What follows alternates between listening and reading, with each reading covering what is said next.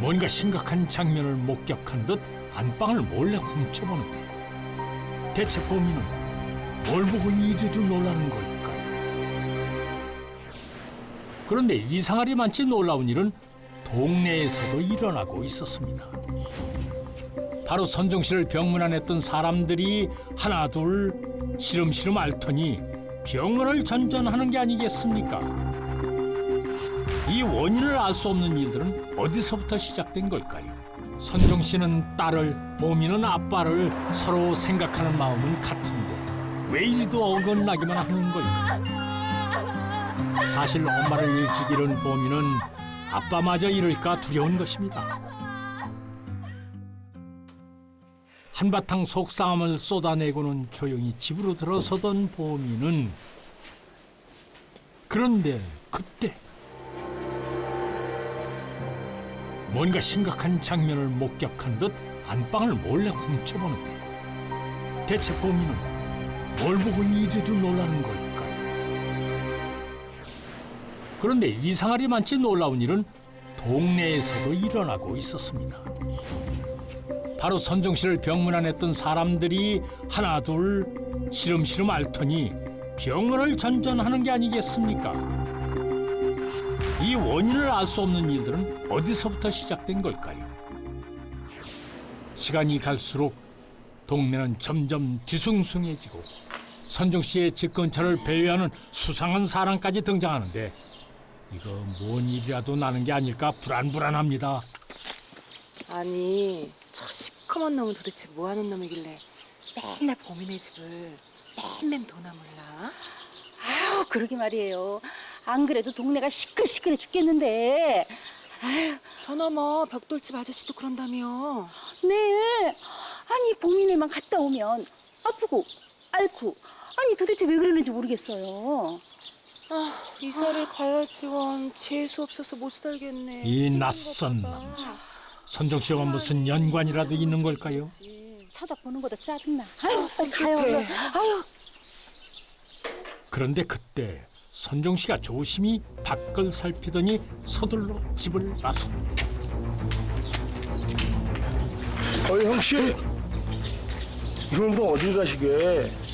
아니나 다를까 선종 씨 이 남자에게 협박을 받고 있었나 본데요. 그리고 또 며칠 후 위험에 빠진 선종 씨를 두고 연미 씨 떠나려는 겁니까? 연미 씨, 아, 이거 나요. 나도 더 이상은 못 있겠어요. 연미 씨 가지 마요.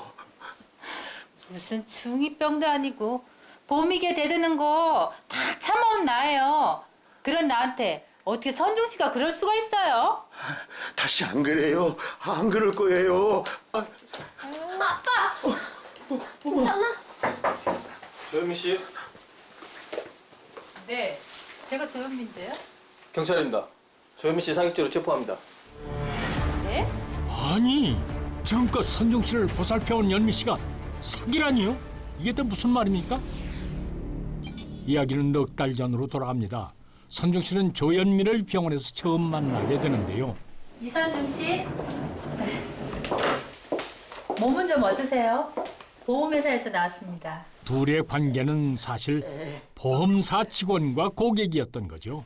보험금 청구 문제로 만난 것인데 안타깝게도 이선중 씨는 보험금을 타실 수가 없겠네요. 네? 그게 무슨 말이에요?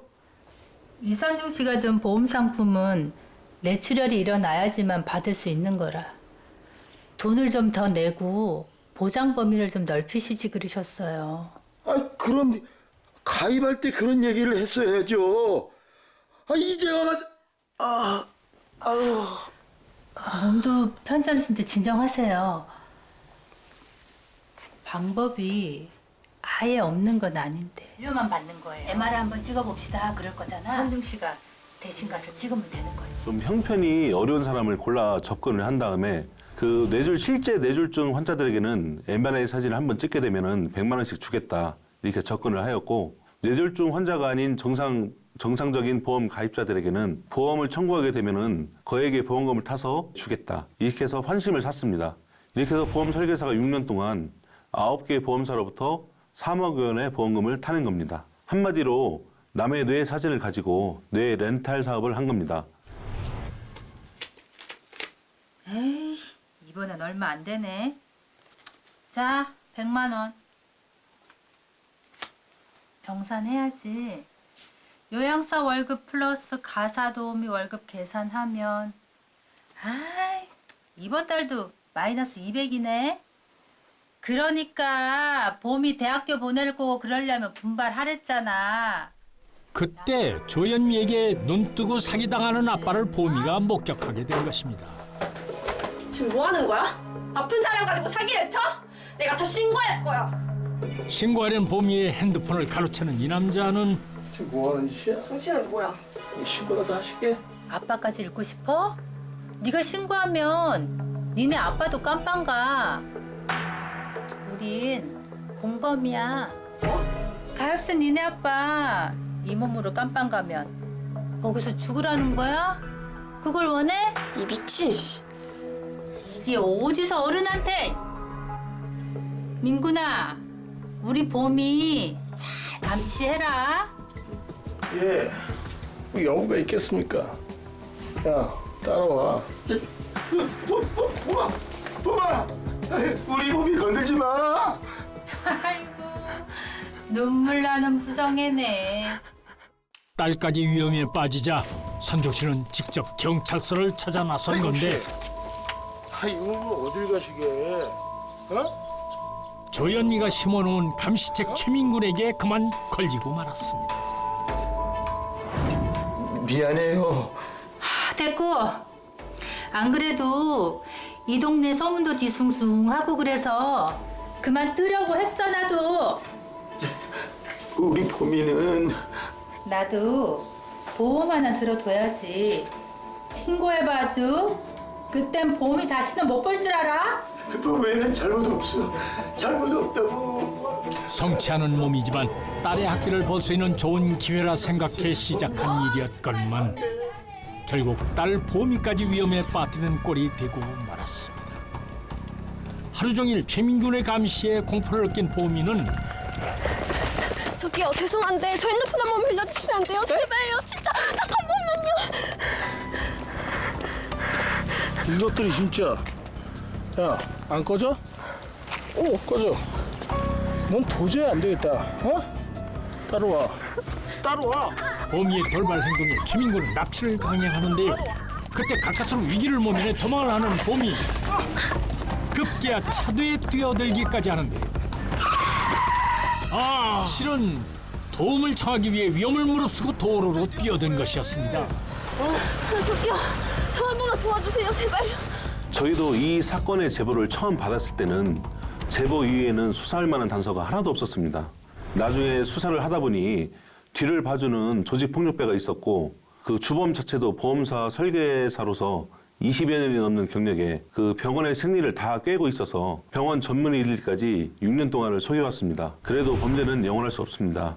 결국 피의자는 보험 사기 혐의로 2년형을 선고받게 되었고 이 사기극에 가담한 다른 공범들은 벌금형이나 집행유예형을 모두 받게 되었습니다. 아니 잠깐만. 아 나는 죄가 없다니까. 다 이 사람이 시켰다니까. 형사님, 저희 아빠 잡아가지 마세요. 제가 신고했잖아요. 제발요. 야, 네가 언제부터 그렇게 아빠를 챙겼어? 너 내가 말했지? 신고하면 니네 아빠 깜빵 가서 죽는다고. 아픈 아빠 보살펴줘서 고맙다고 절을 해도 무달을 파네. 신고를 해? 뭐라고? 어머, 저 뻔뻔한 것 좀 봐. 저런 건 콩밥도 아까워. 야, 야래. 조용히 해라. 가시죠. 엄마 잃은 딸을 어떻게든 혼자 잘 키워보려던 아빠의 간절함을 이용해버린 사기. 하지만 그 어떤 이유에서건 잘못된 선택은 결국 딸에게 아빠까지 잃게 되는 더 큰 상처만 남기고 말았습니다.